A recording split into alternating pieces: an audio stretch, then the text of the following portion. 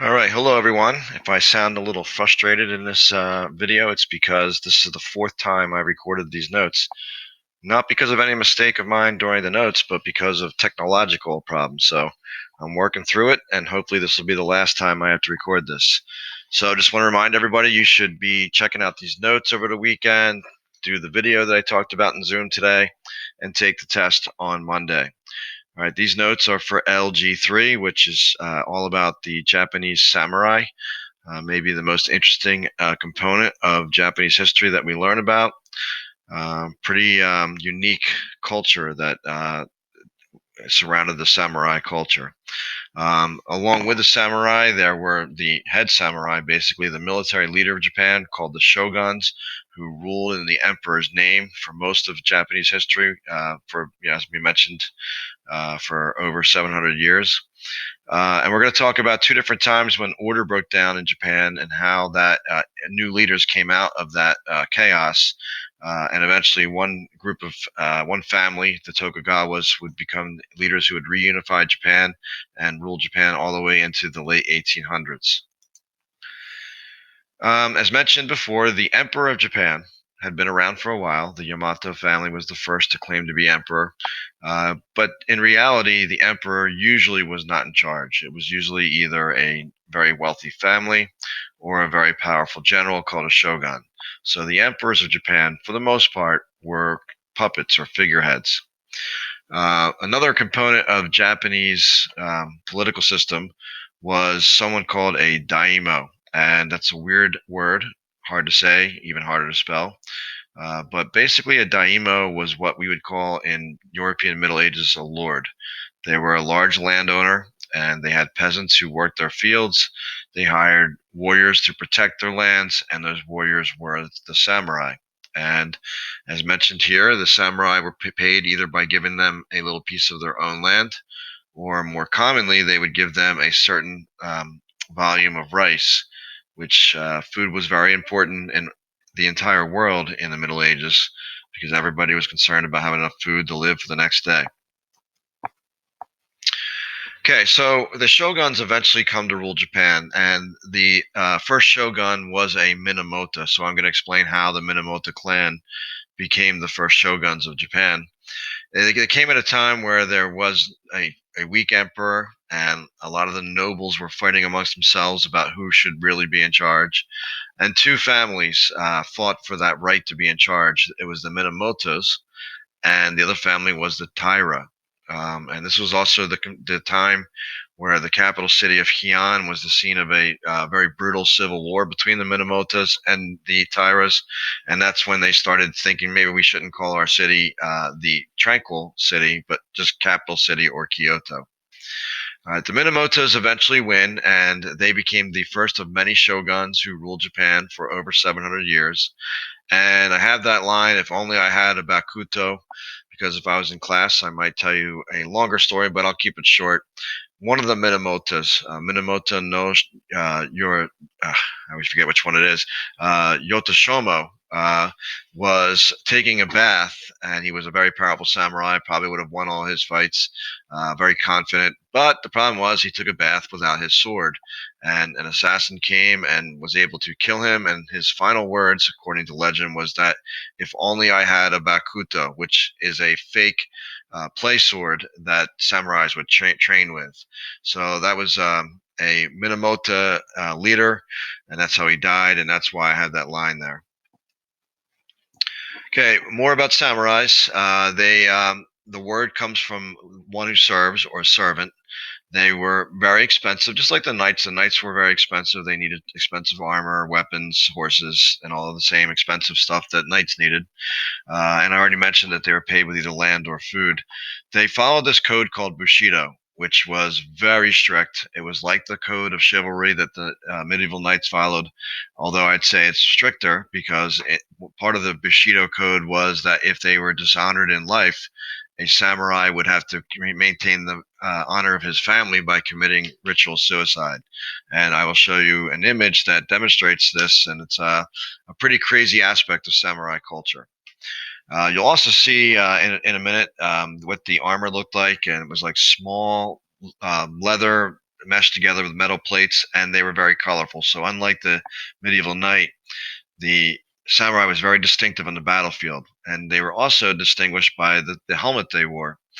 The helmets were made to intimidate, and just like or unlike the Vikings who never wore horns on their helmet, but the samurai actually did. And one of the ways in which a samurai would prefer to be killed in battle was if he had to be killed in battle, he'd rather be killed in an honorable way in which he was beheaded by his enemy.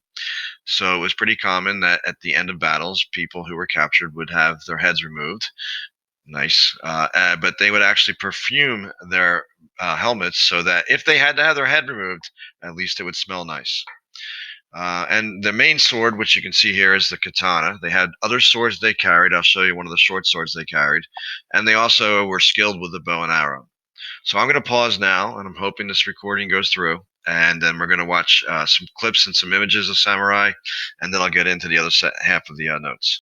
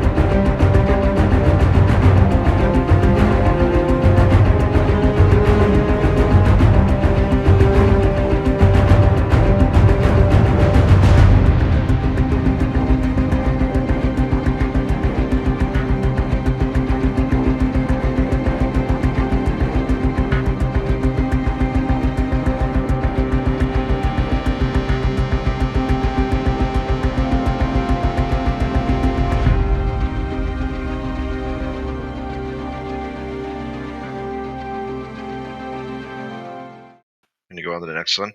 Um, the code that the samurai followed was called Bushido, which means way of the warrior. Actually, samurai during the time of samurai were not called samurai; they were called bushi. So Bushido means the way of the warrior. And there were men and women samurai, but mostly men did the fighting. But the women were expected to follow the code and also were taught to fight and be able to protect their homes. So the women of the samurai families followed that code as well. And the samurais were very loyal to their lords to some extent. When I say to some extent, that they would be dishonored if they broke their code, but it was not dishonorable to have another daimyo from another land offer you more rice or land and to switch sides. So they were loyal, and if they did something, disloyal on the battlefield, well, that would be worthy of seppuku. But they also would commonly switch sides for the right price. So take that the way you please. That seppuku I'm talking about, again, it was a ritual suicide. You saw the image of the samurai holding a short sword to his belly. They would actually take the sword and put it through their own belly from one side to the other. And there was just a whole ritual around it. They would have sometimes like their best friend standing behind them to quickly remove their head to remove them from the painful experience. But it's pretty a brutal practice that was part of the whole Bushido code.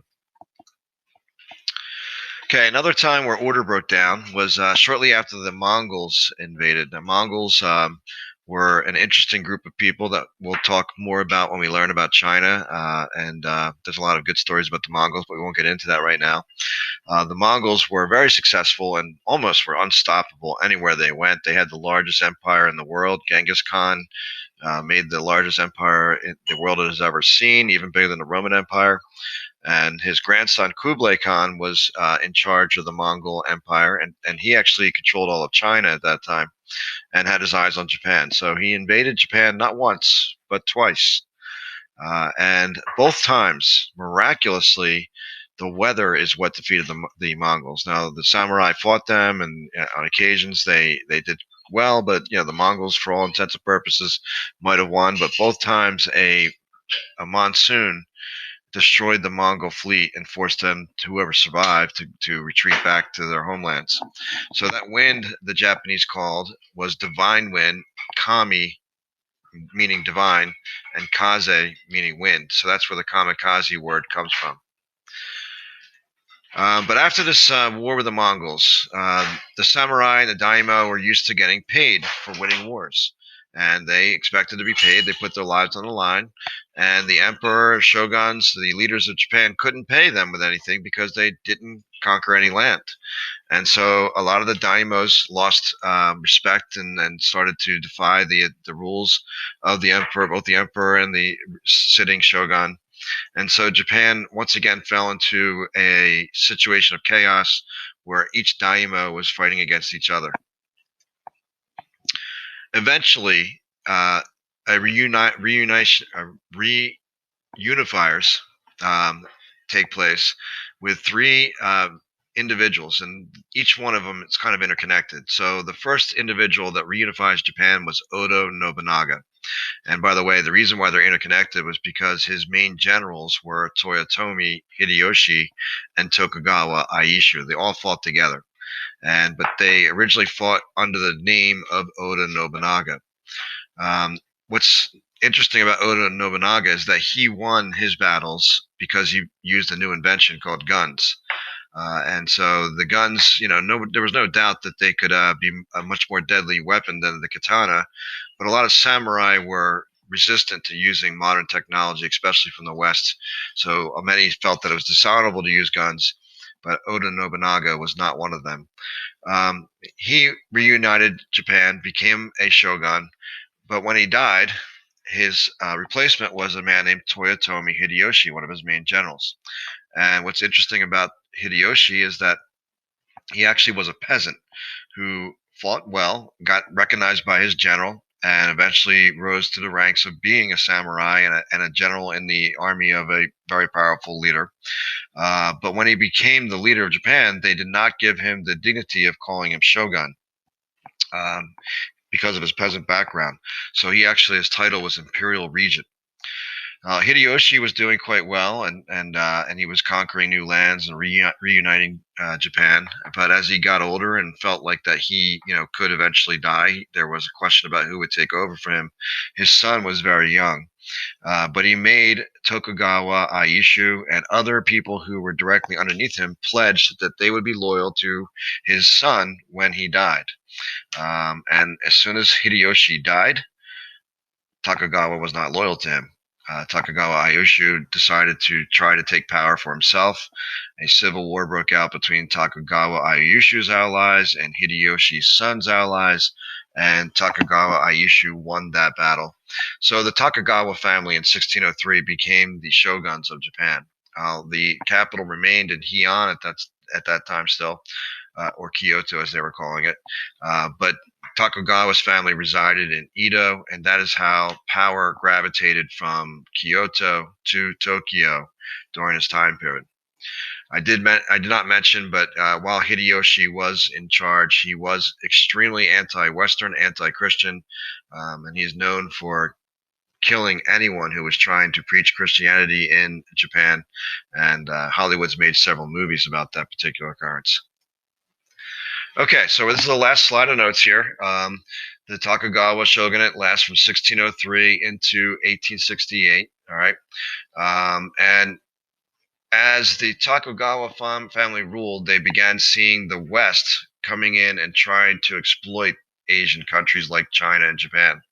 China was being heavily exploited by the West, and the West was, basically giving China bad trade deals and threatening China with their advanced weapons that if they didn't make this trade, then they were going to be conquered. And so Japan decided that they were going to solve this problem by simply not trading with the West.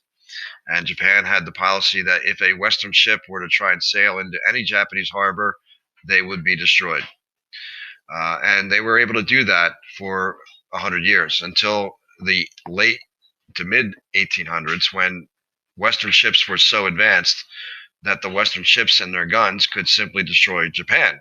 And in 1853, a fleet of United States warships under the command of Matthew Perry arrived in Japanese harbor. I'm pretty sure it was Tokyo. I can't remember, but I'm pretty sure it was Tokyo or Edo. And they demanded to get a letter to the shogun, which they said to him that we're coming back to trade with you, and you will trade with us or face the penalty. And so at that point, when Japan saw the firepower of the U.S. warships, they began to open up and trading with the West, which in the end turned out to work a little against the United States because, in 1941, Japanese came back and attacked Pearl Harbor. But Japan at that point in 1868, they overthrew the shogun, they restored the Emperor Meiji, and it's called the Meiji Restoration, and they took the position of interacting with the West and advancing and modernizing and catching up to the West and building modern ships, having modern armies, and ultimately got so powerful that they had the world at the brink of disaster in World War II. So that's our notes for LG3. And again, I'll remind you that you guys should be watching these notes, watching the video, taking the test on Monday. And please join me in Zoom on Monday, but also join me in Zoom on Tuesday so that we can grade that test together. Everybody have a great weekend.